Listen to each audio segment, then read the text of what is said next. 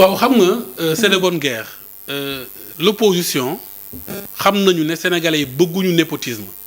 donc dañuy jël mot boobu lu xew rek ñu collé ko si daf ko étiquette collé ko fu leen neex bu ko defee ko amul seetlu jàpp ne népotisme moo am alors que lu si bëri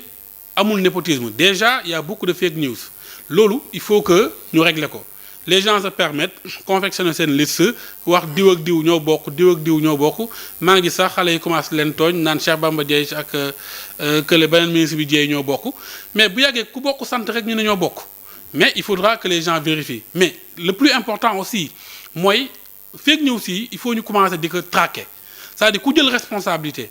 jël une mauvaise information dugal ko sur réseaux sociaux yi sans nga vérifier source yi mais nañ la woo laaj la yow lii nga publier da nga dem def enquête ba mu leer la ana ressource ana source yi ana preuve yi ana lien de parenté yu ngay wax soo ko mënul joxe ce sera considéré comme de la diffamation et jugé comme tel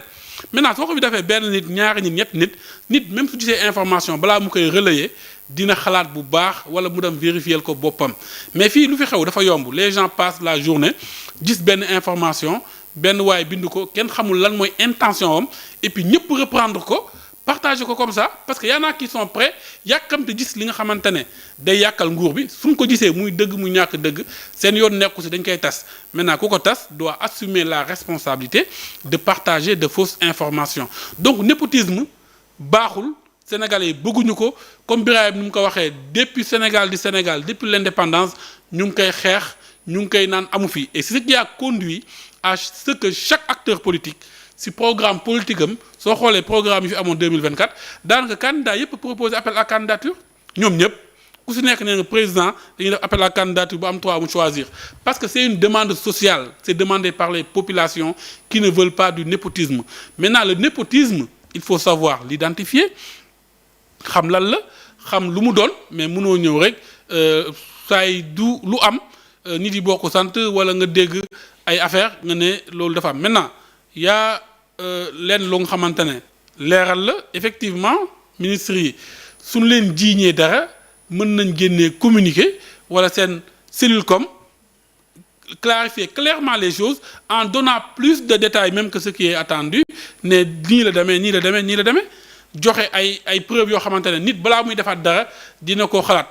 aussi je pense que au niveau de la presse am na ñoo xamante ne su amee brèche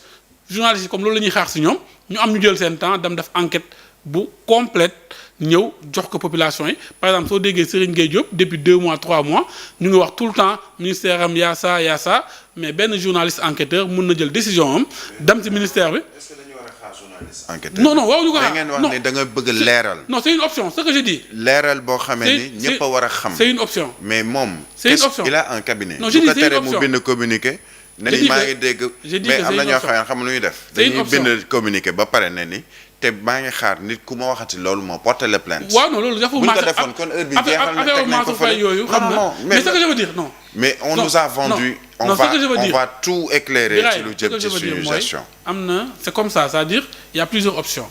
ku nekk am nga lu la wax. dama ne gis nga option yëpp su ñu ko tegoon ci table bi et qui muy rouler comme lu may wax Sénégalais yëpp jouer seen rôle dans le développement du pays dina ci am solo et je pense que de plus en plus on a besoin d'enquêteurs on a besoin d'aller au fond des sujets parce que dafa am ay activistes ñu woowee activistes ils ont pris l'espace public dañuy xëy di partager loo xamante ne duñ ko vérifier parce que jàpp nañ loolu ñuy partager nañ leen gën a may visibilité maintenant y en a même beaucoup de gens tombent dans l'erreur lu ñu gis ñu partagé ko ñoom aussi ñu jël ko dugal ko ci ay site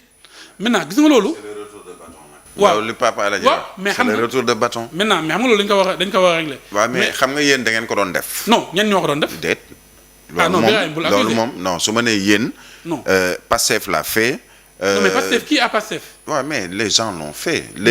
mais parce que da nga am ay nit ñoo xamee ni. mais ñaata yoon lañ fi génne ay faut pas mélanger non xam nga du ma accuser. c'est ça wala ma cibler mais loolu ça a toujours existé. ba ngeen di nekk opposition vous l'avez fait. non on l'a pas fait. si non man du ma nangu def nañ ko. non déet yow kay neel peut-être yow defoo ko. mais bi nekk opposition on l'a toujours fait réseaux sociaux yi. non am na ñu koy def ci réseaux sociaux yi ñu koy def nag. ak fu ñu mënti far. fekkee lu ñu ko doon def c'est à l'avantage benn parti wala benn groupe mun nañ nangu ne am na ñu ko doon def mu am njëriñ ci ñenn mais ñu koy def ak fu ñu munti fa dañ leen war a sanctionner et c'est pour ça maanaam suñu xoolee kuy diffuser fausse information mais à chaque fois nañ leen woo systématiquement demande leen seen source suñu amul source diffamation la loi a déjà prévu les sanctions pour la diffamation kaso yi dina fees non du kaso yi du fees franchement parce que soo ko defee benn ñaar nit ñi xam ne balaa may publier war nañ vérifier parce que on peut me reprocher d'avoir publié quelque chose qui n'est pas sourcé qui n'est pas vérifiable les gens vont avoir le réflexe balaa ñuy relayer benn information xool exactement loolu ci éducation je pense populaire la bokk et il faudra qu'on fasse ça même les faux comptes non xam nga faux comptes yi beneen affaire la mais am ñoo xam ne seen compte dafa leer nañ ñu nekk ay responsable di assumer di relayer ay informations yoo xamante ne ñoom teguñu ko fenn maintenant ñooñu ils l'assument c'est des activistes connus qui jouent ce rôle maintenant faux comptes yi aussi loolu au niveau du ministère des communications de télécommunication ak numérique am na liggéey bu am solo bu ñu ci war a mën def nekkul liggéey bu yomb mais identifier l'ensemble des faux comptes pour protéger les citoyens parce que am na ñoo xamante ne dañuy dem def seen faux compte di tooñ ñi nga xamante ne dafa ñu leen dara mais tout ça c'est des chantiers à ouvrir maintenant il faut lu ñu war a xam rek mooy ñun ñëpp mu baax mu jaar yoon ñu am situation bu am sérénité moo ñu tax a jóg suñu xamee loolu les démarches qu'il faut poser ministère yi jouer seen rôle di leeral comme nu mu koy waxee enquêteurs yoo nga xamante ne ci presse bi lañ nekk di jouer seen rôle di dimbali population bi ci loolu ñi nga xamante ne ils assument le fait de publier de fausses informations qu'ils en payent le prix et puis au fur et à mesure les choses vont se normaliser et puis d'autres ñu nekk ci débat yooyu et dañuy nekk nag sur le débat de fond mooy Sénégal nan la ñu war a développer woo conseil des ministres orientation yu ñu ci jël gouvernement bi nan la nekk di ko doxalee comment on va argumenter en faveur de ces idées pour apporter plus de pertinence à ce que le gouvernement est en train de faire bu ko defee ku nekk di nga si mën a participer mais malheureusement suñu continuer nii on va rester toujours dans ces débats. C'est une suggestion parce que on a toujours eu un ministre porte-parole du gouvernement par exemple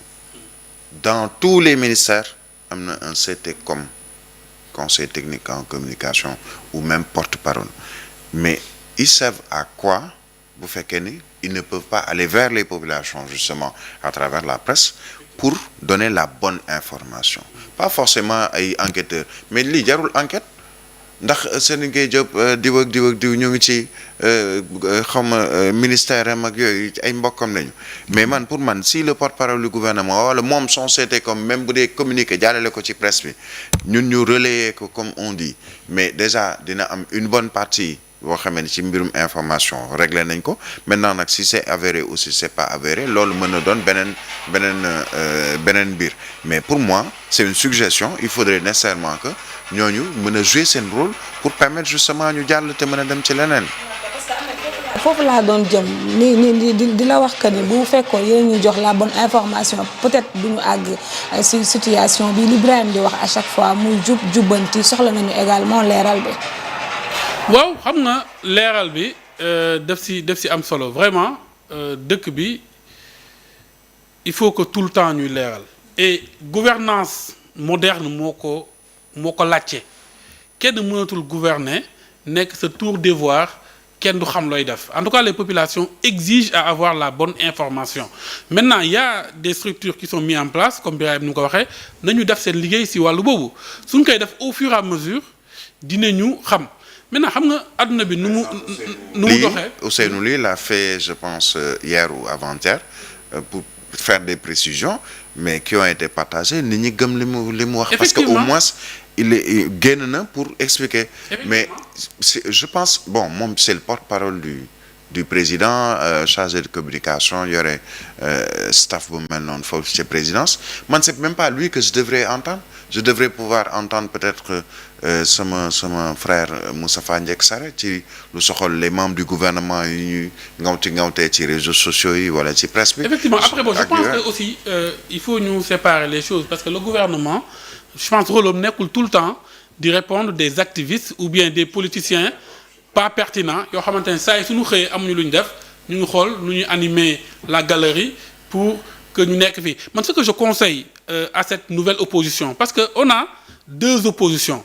qui sont en cours de se réveiller il y a une opposition bi nga xamante ne ñoom ñoo yoroon réew mi pendant 12 ans ñoom ils ont plus voix au chapitre parce que ñu bëri ci ñoom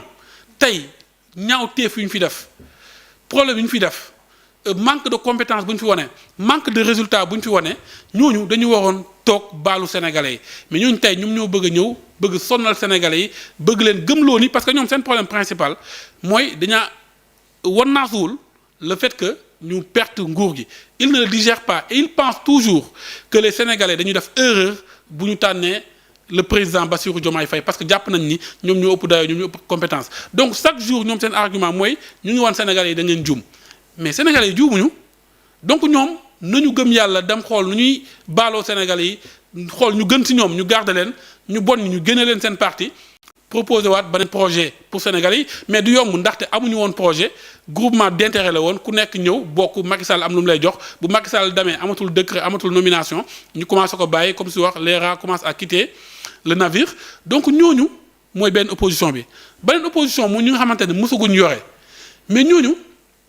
ils font l'erreur de se comporter en activiste mooy dañuy xool réseaux sociaux yi lu activistes yi di wax ñu nekk porte-parole activistes yi mais ku bëgg a jiite réew mënoo nangu di nekk porte-parole activiste man lu ma leen di conseiller mooy y a des sujets déterminants qui sont abordés au niveau du Conseil des ministres par exemple on a dit la loi sur la souveraineté économique gouvernement bi mu ngi ciy liggéey mais ñoom nañ ko anticiper joxe des orientations wax nga ko léegi FMI mu ngi enjoindre le gouvernement pour ñu xool la subvention à l'énergie ñu xam ne loolu mën na am conséquences yu doy waar ci dëkk bi affaire ndox bi su yokkee conséquences yu mën a am sur l'économie sur l'emploi mais nañu indi sujet yooyu anticiper ko on a dit au niveau du Conseil des ministres que la loi sur les droits ou la réglementation sportive ci dëkk bi ñu ngi koy xool le plan national pour les chemins de fer ñu ngi koy wax ci Conseil des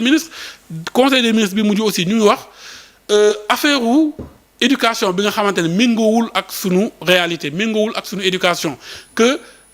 ministre de l'éducation na ci liggéey pour am un programme bu collé ak loolu opposition bi war nañ ci am xalaat war nañ ñëw proposer balaa ñuy bàyyi ministre boo xamante ne day engagé li nga xamante ne ce sera peut-être pour le Sénégal dans les 50 prochaines années parce que programme éducatif la ñuy def mais nañu indi ay réflexions critiquer ci loolu bu ko defee ce qu'ils vont pousser même si c'est adopté nekkul seen régime moo ko adopté mais ils sont sûrs que on sera sur la bonne voie parce que ñoom mën nañu jàpp ne dugal yenn jàngale yi mu am solo ci jàngale Sénégal opposition bi jàpp ne c'est pas pertinent et puis waxtaan boobu débat boobu suñ koy wax ngeen koy indi ci plateau yi à la longue. opposition on va avoir de contribution nga bëgg yow. non pas de contribution. opposition qui va montrer les impertinences des décisions qui seront en cours d'être prises. loolu débat boobu xam nga su amee plateau kii toog nga ne ñun lii lañ bëgg a def. Et on veut le faire parce que voilà la pertinence de ce que nous voulons faire kenn ne la non li nga bëgg a def nii c'est pas pertinent wala c'est pertinent fekkee am nga xolu nangu ne kii mu ngi def lu baax mais su ñu amul débat boobu noonu on sera sur des débats de personnes et puis vraiment à chaque fois sénégalais yi duñ ci am njëriñ et puis ce sera l'éternel recommencement dans la manière de faire de la politique mooy dénigrer et puis soo ñëwee toog et puis jéem a répéter yenn affaires yi. beneen point bi la ministre Senghor mi ngi soxal APR ak des